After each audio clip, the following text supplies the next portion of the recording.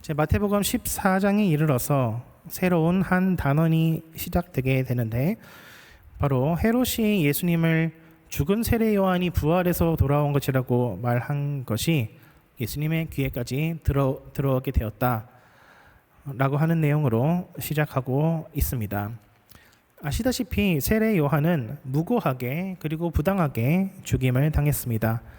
여기서 요한을 죽인 분봉왕 헤롯이라고 하는 사람은 이제 베들레헴에서 아이들을 학살한 헤롯 대왕과는 구별되는 인물로서 그의 아들인 안디바 헤롯이라는 사람입니다. 그래서 로마 제국에서는 헤롯 대왕이 죽은 후 팔레스타인 지역 전체를 동일하게 한 사람이 통치하도록 하지 않고 헤롯 대왕의 아들들은 좀 정치적으로 부족하다라고 생각해서 여러 명들의 왕자들에게 그 지역을 나누어서 통치하도록 합니다. 그래서 안디바의 경우에는 로마 제국에서 절대로 왕이라고 인정하지 않고 테트라르크라고 하는 단어로서 이제 분봉왕으로 번역된 그저 조그만한 지역을 통치하는 통치자일 뿐이라고 인정을 받았을 뿐입니다. 이제 이 안디바 헤롯이라는 사람이 헤로디아라는 사람과 사랑에 빠지게 되는데, 그것은 어떤 개인적인 욕망과 더불어 정치적인 야망이 결합된 일이었습니다. 헤로디아라고 하는 사람은 헤롯 대왕의 손녀로서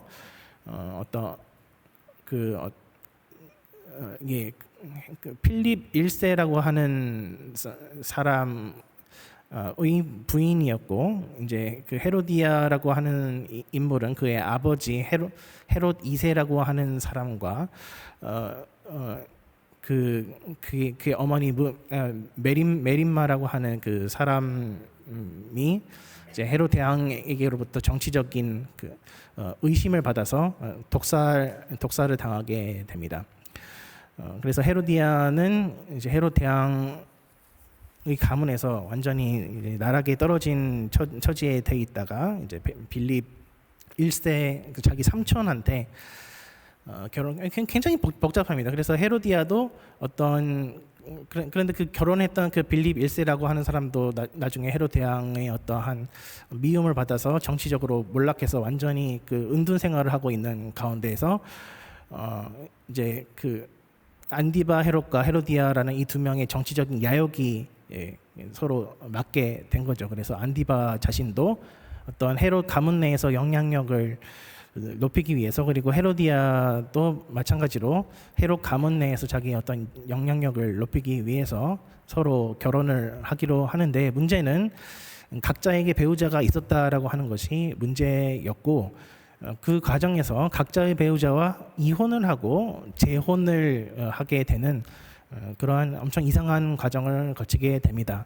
이에 대해서 세례 요한은 당연히 그것이 성경적이지 않다라고 이야기를 하였고, 그 결과 세례 요한은 안디바 헤롯의 미움을 사서 감옥에 갇히게 됩니다. 아시는 바와 같이 헤롯이 생일날에 잔치를 베푸는데 헤로디아의 딸 살로메가 춤을 좀 잘 췄나 봐요. 그래서 헤롯의 마음에 들게 했는지 몰라도 무슨 소원이 있든지 나의 왕국의 절반이라도 떼어서 너에게 반드시 이루어 주겠노라라고 했을 때, 그 헤로디아의 딸 살로메가 그 어머니가 시킨 대로 세례 요한의 목을 이 쟁반에 가져다 주십시오라고 해서 세례 요한은, 감옥에 갇혀있던 세례 요한은 그 어떠한 재판의 과정도 없이 그날 즉시로 처형을 당하고 손님들 앞에서 머리가 그 앞에 나오게 되는 아주 잔인한 모습이 연출됩니다. 근데 그렇게 하고 나서 계속해서 문제가 됐던 것이죠. 이제 안디바 헤롯은 자기를 어떤 비판하는 세례 요한을 죽임으로써 어떤 마음의 짐을 덜었다라고 생각했을지는 모르겠지만, 오히려 그것이 계속해서 더욱더 자기의 죄책감을 짓누르는 것이 되었습니다. 그래서 예수님께서 온갖 기적들을 행하시고 영향력을 사회에서 행사하시자 높아심 때문에 혹시 죽은 세례 요한의 영혼의 그 능력으로 예수님께서 그러한 기적들을 베푸시는 것이 아닌가라고 생각을 하게 되었던 것이지요. 이제 헤롯 자신에게는 이것이 단지 어떤 높아심의 문제였다라고 한다면은 그 이야기를 들은 수많은 사람들에게는 그것이 단순한 그냥 그 혼잣말로 치부될 수는 없었던 것이지요. 왜냐하면은 세례 요한의 영혼이 예수님 안에 깃들어서 능력을 베풀게 한다라고 그 이야기를 했을 때 그 말이 가지는 정치적인 함의는 바로 세례 요한 다음에 죽어야 되는 사람은 예수님이다라는 것을 뜻했기 때문이죠. 그래서 그 이 헤롯 분봉왕 헤롯의 이 말 한마디는 삽시간에 전국으로 퍼져 나가게 되었고 뉴스 헤드라인 탑 헤드라인 자리를 차지하게 되었습니다. 그리고 예수님도 이 사실을 듣게 되었죠. 네, 예수님께서는 들으시고 아니라고 굳이 항변하시기보다는 그저 자리를 피하시는 것을 선택하셨습니다.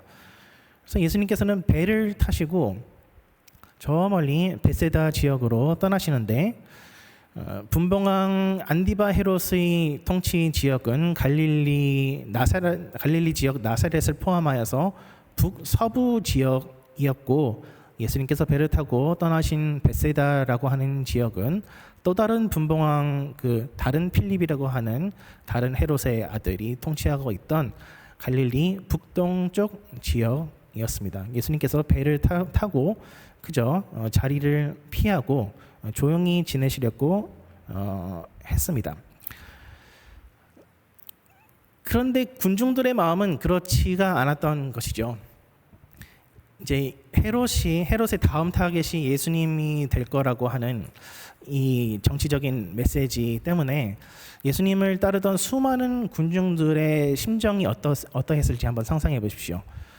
비록 세례 요한은 우리가 지켜내지 못해서 죽임 당했지만 예수님만은 우리가 지켜내야 되겠다라고 생각했지 않겠습니까? 그래서 이 헤롯 이야기와 오병이어의 이야기가 마태, 마가, 누가복음 모두에서 이제 이어서 나오는 이야기로 나와 있는 것이 바로 그러한 그 이야기의 배경이 중요하다라고 하는 것입니다. 그리고 예수님께서도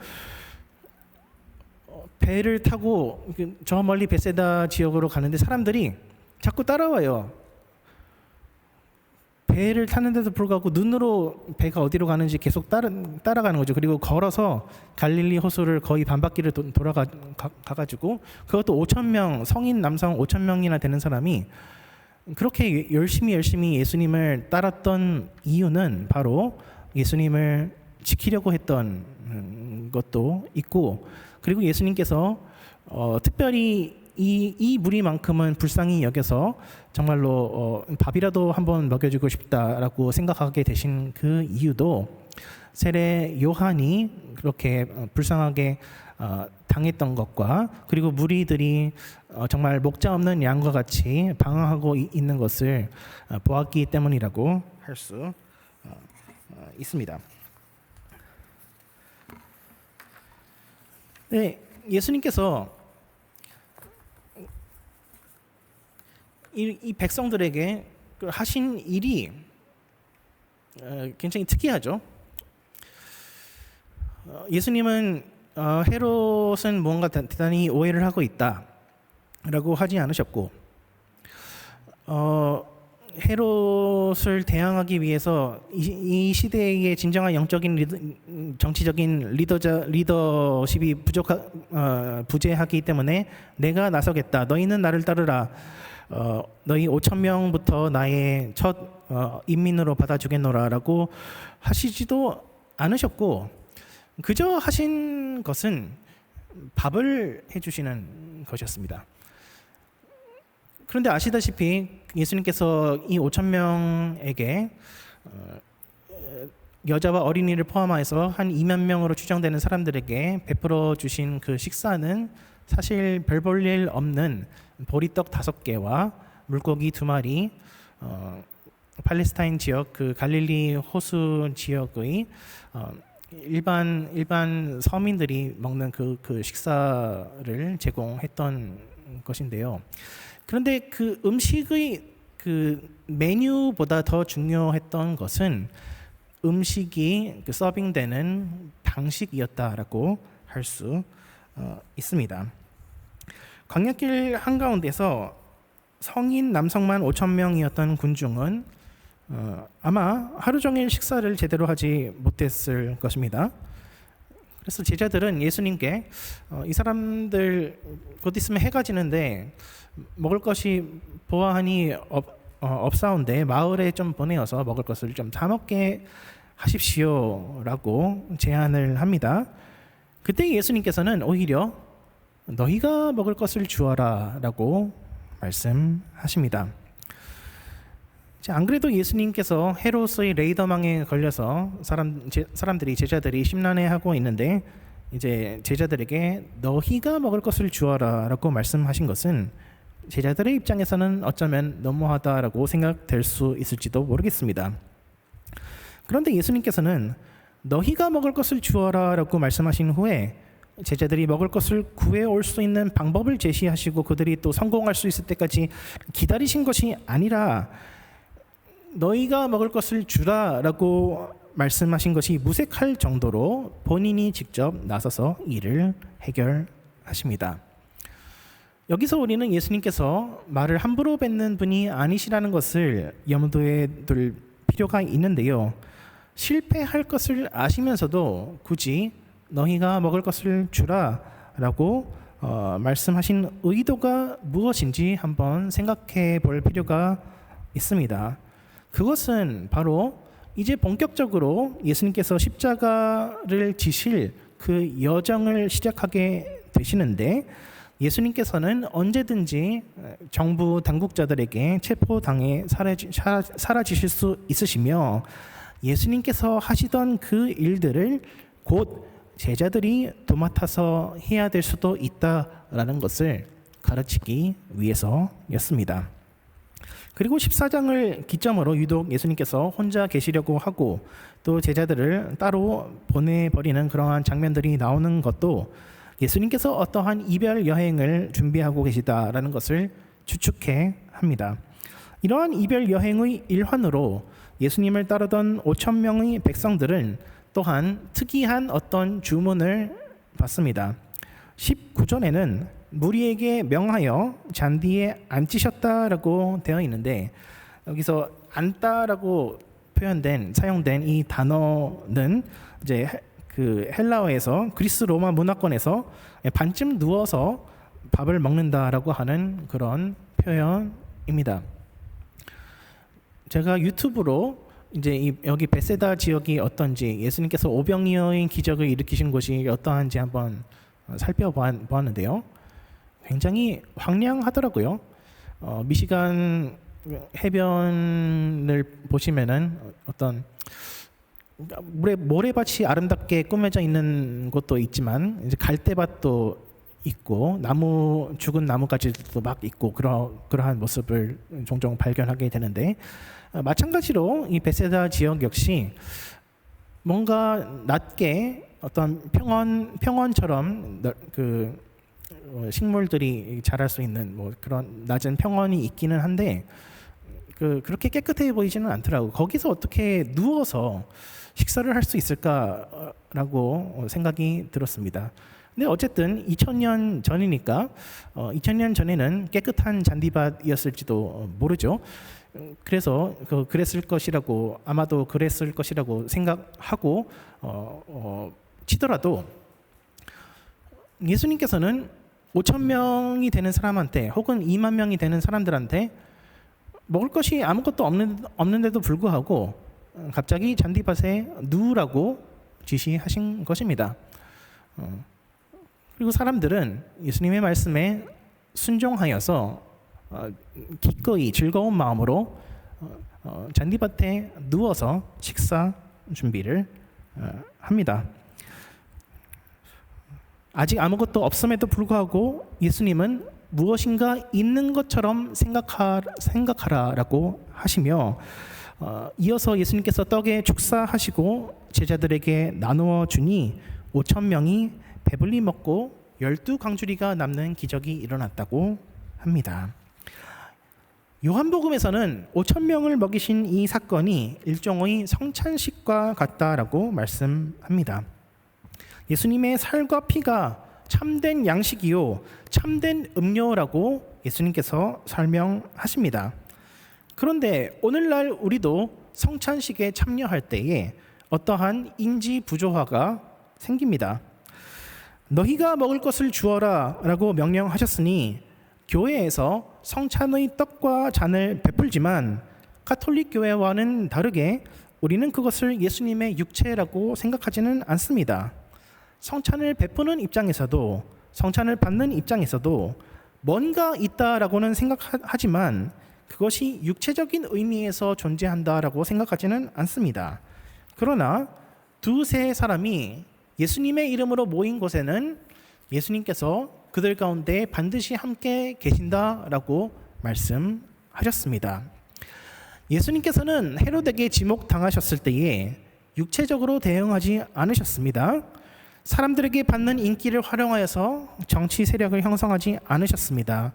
이스라엘 백성들에게 훌륭한 정치 지도자가 없음을 안타까워하시지만 그래서 예수님만 바라고 나온 저들에게 양식을 베푸시지만 그것은 사실 영의 양식이었고 사람들이 예수님을 임금으로 삼으려고 하니까 오히려 그 자리에서 피하셨습니다. 그런데 예수님께서 이처럼 당신의 육체로서 저들을 멀리 하시게 된 그 이유는 바로 당신의 신성으로서 저들과 함께 하시기 위해서였습니다. 진정한 양식은 영의 양식이며 참된 능력은 죽은 자를 살리는 성령의 능력에 있기 때문입니다. 예수님께서는 때때로 당신의 은혜의 깊이를 알기 위해서 일부러 당신의 인성으로는 우리를 멀리 하시되 당신의 신성의 영광이 드러날 기회들로 우리를 초청하십니다. 5천 명을 먹이신 후 예수님은 급하게 제자들을 호수 한가운데로 떠나보내십니다. 그리고 당신께서는 5천 명과 인사하기를 마무리하신 후에 한적한 곳에 기도하러 가십니다. 제자들은 이미 수마일을 호수 가운데로 진입했는데 바람이 불고 파도가 일렁거려서 그들은 앞으로도 뒤로도 나아가지 못하는 상황이었습니다. 성경 말씀에 밤 사경에 예수님께서 제자들에게 접근했다라고 되어 있는데 밤 사경이라고 하는 시간은 오늘날의 시간으로 치자면은 새벽 3시에서 6시입니다. 전날 저녁 때에 제자들이 출항을 했으니 적어도 9시간에서 한 12시간을 제자들은 호수 위에서 배와 씨름하고 있었던 것입니다. 그리고 제자들이 바다 위에서 그렇게 고생하고 있었던 이유는 다름 아닌 예수님의 명령 때문이었습니다. 밤샘 근무를 해보신 분들은 아시겠지만 새벽 3시부터 새벽 6시까지가 가장 버티기 힘든 시간입니다. 어떻게 생각해 보면 당연한 이야기도 하겠지만서도요. 근데 제자들은 갈릴리 그 바람과 파도가 일렁이는 호수 위에서 거의 10시간 넘게 파도와 싸우고 바람과 싸우는 그 일을 계속해서 해나가고 있었고 조금이라도 정신을 놓게 된다면은 언제든지 제자들이 물에 빠져서 죽어도 이상할 것이 없는 그런 상황 가운데서 목숨을 건 사투를 하고 있었습니다. 그때 멀찍이서 어떤 사람 같은 형상이 제자들에게 다가옵니다. 그 현상을 이해할 수 없었던 제자들은 헤롯 왕과 마찬가지로 유령이라고 예수님을 생각합니다. 그러나 예수님께서는 이내 나다, 두려워하지 말아라 라고 말씀하십니다. 그렇죠. 베드로는 만일 예수님 당신이시라고 한다면은 나로 하여금 나 또한 물 위를 걷게 하여 주소서라고 요청을 하고 예수님도 흔쾌히 오라라고 말씀하셔서 베드로가 물 위를 걷게 됩니다. 그러나 이내 바람과 파도가 오는 것을 보고 마음에 근심과 의심이 가득 차서 베드로는 물에 빠져서 허우적대기 시작합니다. 예수님은 그 즉시 손을 펴서 베드로를 건져 주시며 믿음이 작은 자여 왜 의심하였느냐라고 책망하십니다. 그런데 생각해 보시면은 예수님께서는 왜 애시당초 제자들을 갈릴리 호수, 하필이면 그날, 하필이면 그 시간에, 하필이면 그 경로를 통해서 보내셨던 것일까요? 또 예수님께서는 왜 한참 혼자서 기도하시다가 꼭두 새벽이 다 되어서야 제자들에게 나타나셨던 것일까요? 왜 제자들이 밤새도록 파도와 씨름하게 놔두신 것일까요? 또 베드로에게는 물 위를 걸을 수 있는 능력을 주셨음에도 불구하고 마음에 의심이 생겼을 때 빠지게 하신 이유는 무엇이었을까요? 애당초 예수님은 왜 헤롯 왕으로부터 피해 다녀야 했으며 자기를 왕으로 삼으려던 5,000명에게서부터도 도망 다녀야 했던 것일까요? 만일 예수님께서 이 땅 가운데 육신의 왕국을 건설하고자 했다면은 그러할 필요가 없었을 것입니다. 예수님께서 만약에 육신의 왕국을 건설하셨다라고 한다면은 제자들을 멀리 떠나 보내실 필요도 없었을 것이고 제자들을 항상 곁에 두고 다니시면서 이거 해라 저거 해라 지시하면서 다니실 수도 있었을 것입니다. 그리고 누구든지 어려운 문제가 생기거든 나한테 직접 가져오라 라고 말씀하실 수도 있었을 것이고 그리하여서 예수님께서는 솔로몬과도 같은 지혜를 온 세계에 뽐냈을 수도 있을 것입니다. 하지만 예수님은 이제 본격적으로 제자들을 떠날 준비를 하시며 제자들에게는 없는 것을 있는 것으로 여기는 믿음을 가지도록 훈련시키십니다.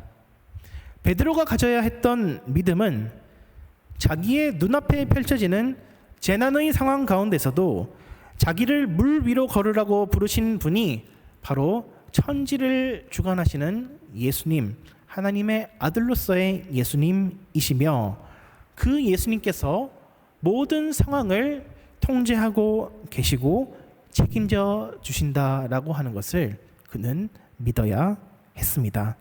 예수님께서는 시간과 공간에 제한되어 있는 육체를 가지신 분일 뿐만 아니라 동시에 온 천지를 주관하시는 창조주 하나님이시라는 것을 그는 믿어야 했던 것입니다. 예수님께서 당신의 신성과 인성의 결합을 통해서 이루고자 하신 가장 큰 일은 바로 우리를 구원하는 것이었습니다.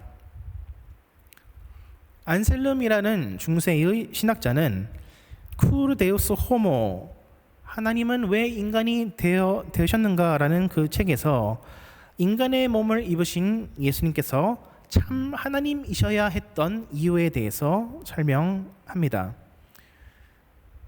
일반적인 인간들은 죽음을 당하면은 멸망당하게 되어 있는데 죽음이라는 것을 경험하고 나서도 계속 살아 있어서 우리에게 속죄의 혜택을 주기 위해서는 그 속죄의 희생양은 반드시 하나님이셔야 한다라고 그는 얘기했습니다. 또 예수님께서 참 하나님이셔야 했던 이유는 인간의 중보가 되기 위해서, 즉 하나님의 편에서 우리를 변호하시기 위해서라고 얘기합니다. 근데 예수님이 지금 이 자리에 한번 있다고 한번 여러분 생각해 보십시오. 여러분은 예수님을 하나님으로 알아볼 수 있으시겠습니까? 평범한 육체를 가지신, 그리고 성경에 따르자면은 그렇게 화려한 외모를 가지지도 않으신 분이 바로 예수님이었다고 하는데, 그 예수님을 바라볼 때에 무슨 아우라가 있겠습니까? 그 머리 위에 무슨 후광이 있겠습니까? 예수님의 신성이라고 하는 것은 우리의 믿음의 눈을 통해서밖에 볼 수 없는 것입니다. 그리고 제자들은 예수님과 동행하면서 예수님을 스승으로 삼고 제자 훈련을 하면서 인간 예수님에 대한 면목들은 경험을 통해서 알고, 예수님이 어떤 음식을 좋아하고 어떠한 성격을 가지시고 어떠한 음식을 좋아하는지 그런 것에 대해서는 잘 알았지만, 그 육신을 입으신 예수님께서 참으로 하나님의 아들이시며 천지를 주관하는 분, 곧 당신의 그 육체로는 표현할 수도 없는 하나님의 그 신비한 능력이 그 안에 곁들여 있음을 그들은 배워야 했던 것입니다. 예수님의 십자가를 생각할 때에 여러분은 무엇을 생각하십니까? 그저 나사렛 지역에서 살아가던 어떠한 젊은 목수 청년이 불쌍하게 죽었다라는 것을 떠올리십니까? 아니면은 하나님 당신께서 인간의 몸을 입고 우리를 위해서 죽으셨다라는 것을 생각하십니까? 하나님은 죽으실 수 없는 분이십니다.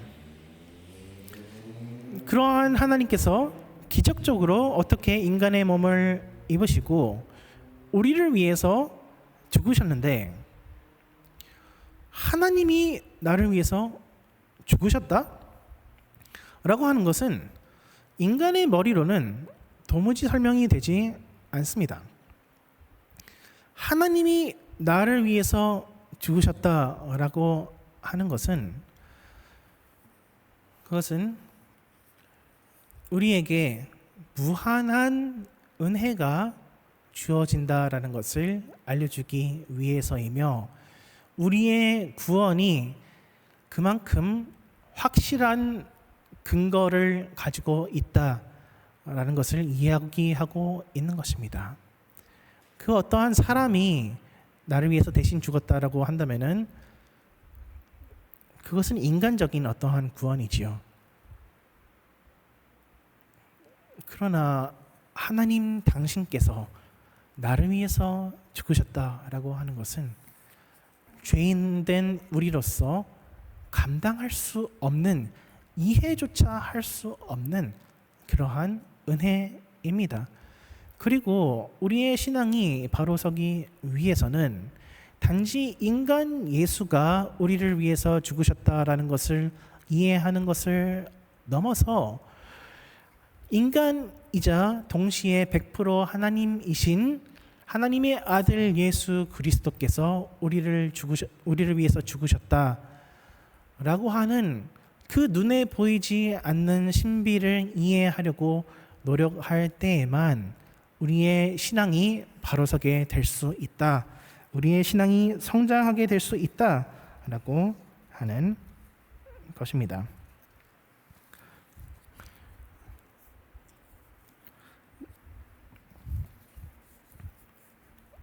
그렇기 때문에 예수님께서는 자기가 떠나는 것이 더 유익하다라고 말씀하신 것이죠.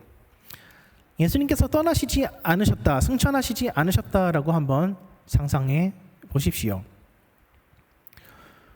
그러면은 모든 사람들이 각 개교회에 흩어져서 예배를 드리는 것이 아니라 예수님께 모여들어서 예수님의 설교를 들어야 합니다.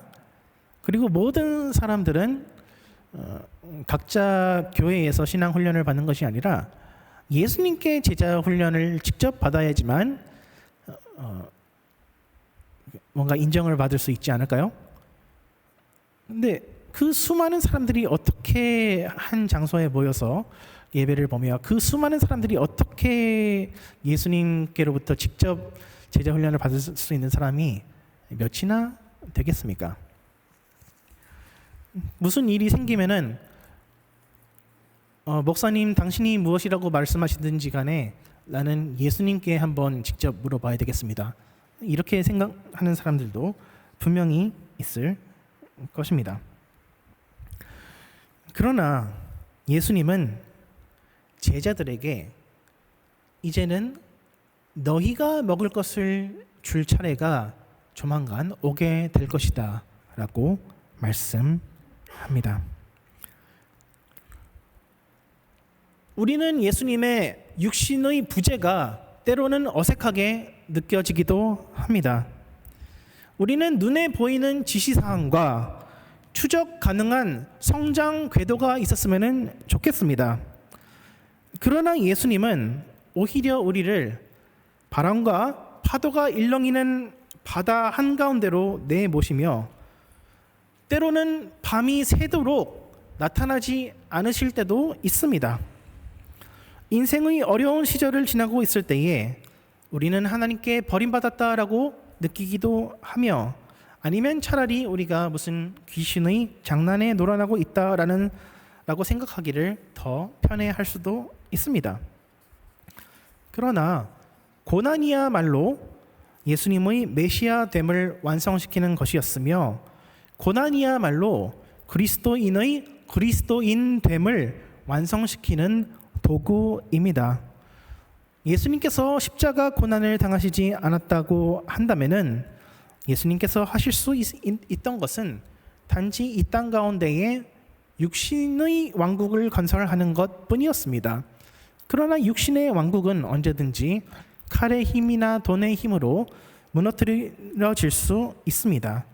그러나 예수님께서 기꺼이 고난의 잔을 받으셨기 때문에 당신의 나라는 이 땅에 속하지 않은 것이 되었고 당신을 믿는 모든 영혼들에게 영원한 생명을 나누어 주십니다. 그리고 이 영원한 생명이라고 하는 것은 세상의 인과 법칙에 종속되지 않습니다.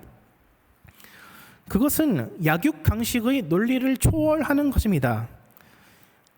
예수님께서는 이러한 영적인 생명, 은혜의 생명을 맛보게 하시기 위해서 때때로 우리에게 고난을 허락하십니다. 심령이 가난한 자가 복이 있다라고 시작한 팔복의 말씀은 예수님의 이름 때문에 박해를 받는 자들이 복이 있다라는 결론으로 맺어지는데 이러한 고난이야말로 우리의 신앙을 참된 것으로 만들어주기 때문입니다. 예수님께서 일부러 우리를 고난의 상황 가운데에 때때로 몰아넣으시는 것은 하나님의 무한한 신성의 은혜를 알게 하기 위해서입니다. 다른 말로 하자면은 우리는 인과응보의 연결고리에서 해방되어 있다라는 것을 보여주시기 위해서입니다. 자연에는 은혜가 없습니다. 약육강식만이 있을 뿐입니다. 약육강식의 세계에서 고난은 약자의 특징이며 부끄러운 것이 됩니다. 그러나 로마서에서는 오히려 고난받는 것이 아들됨의 특권이라고 말씀합니다. 자격 없는 죄인을 무조건적인 은혜로 용서하신다라고 하는 것은 우리의 행실대로 우리가 처벌받지 않는다라고 하는 것의 반대말이라고 하는 것은 그것과 반드시 함께 따라오게 된다라고 하는 것은 고난 역시도 우리의 죄 때문에 주어지지 않는다라고 하는 것이 그 반대편인 것입니다. 욥기의 주제도 바로 그러한 것이지요. 욥이 엄청 신실한 사람이었는데 갑자기 막 고난을 당합니다. 그리고 욥의 친구들은 너가 뭔가 잘못했기 때문에 그런 것이다 라고 추측을 합니다. 그러나 하나님은 그들이 틀렸다고 얘기합니다. 그 이유는 욥의 친구들이 틀리고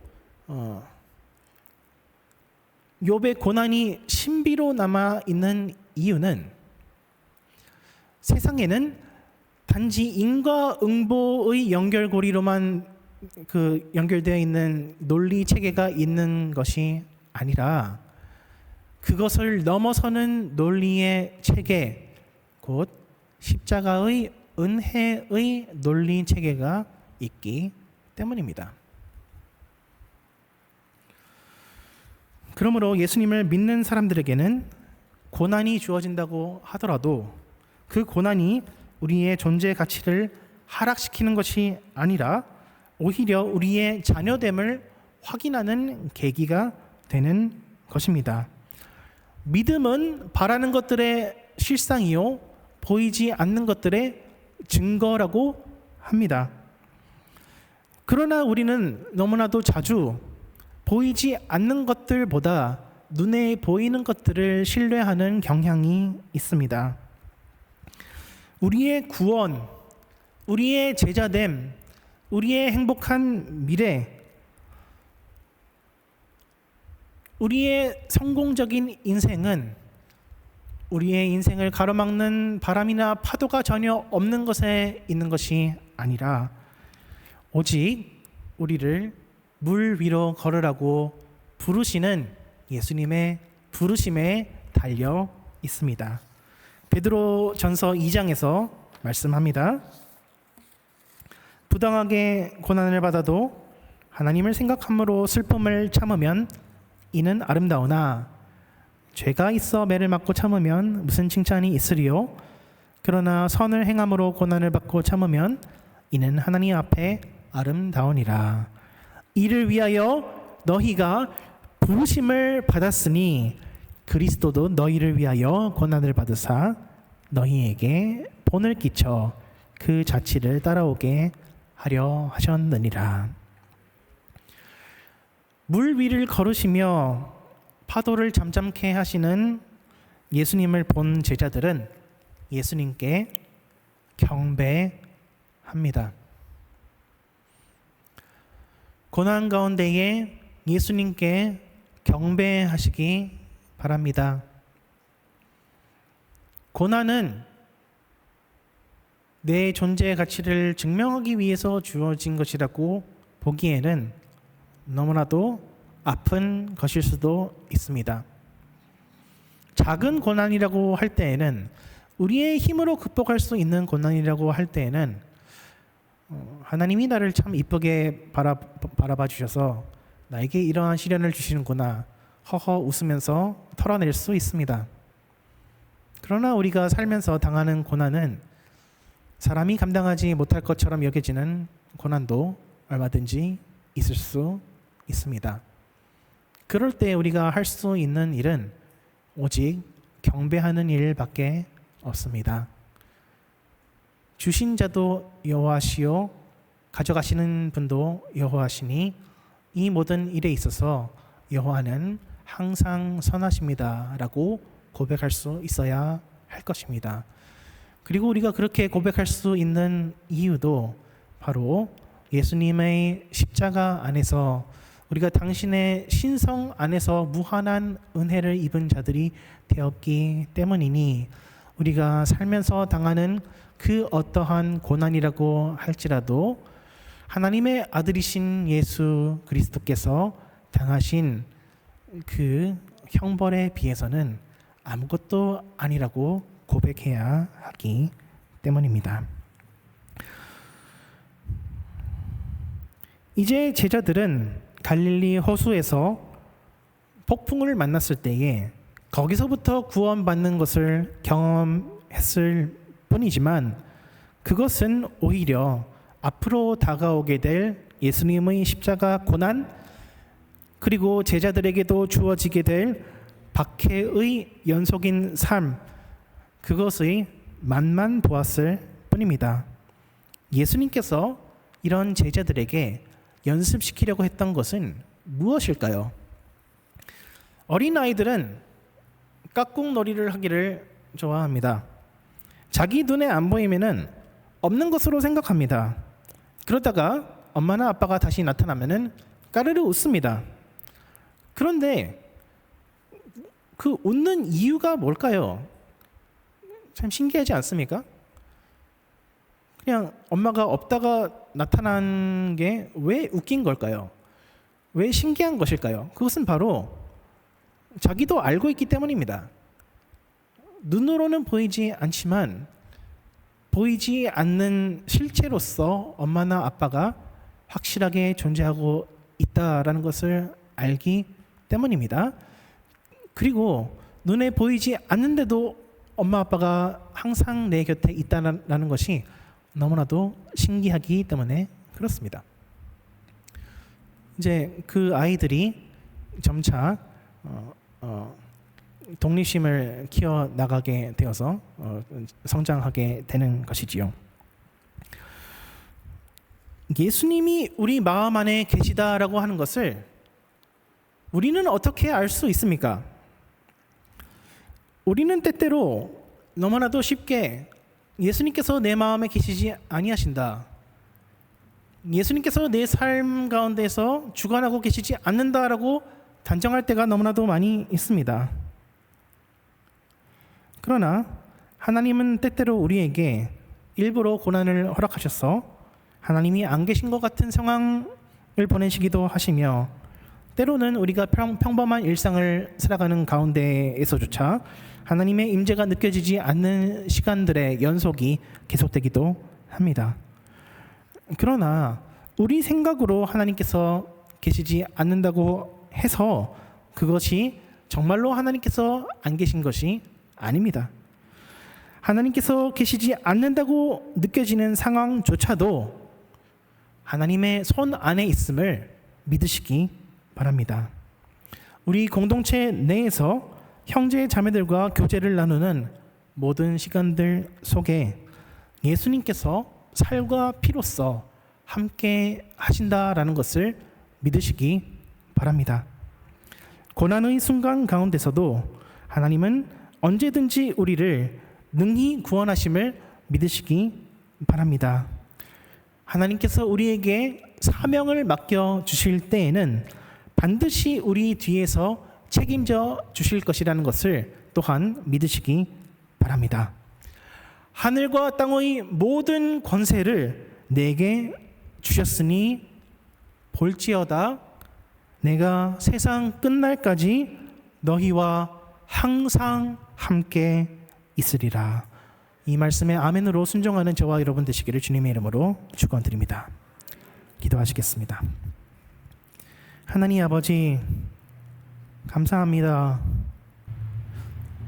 당신께서 우리를 사랑하시고 우리를 축복하시며 우리를 인도해 나가시는 것이 우리의 마음의 주관적인 느낌에 달려있지 않음에 감사합니다. 하나님 아버지, 우리의 믿음의 눈을 열어서 그 어떠한 상황 가운데라고 할지라도 당신께서 나를 사랑하시고 당신께서 나를 지켜주심을 믿어 의심치 않게 하여 주시옵소서. 감사드리며 예수 그리스도 이름으로 기도드리옵나이다.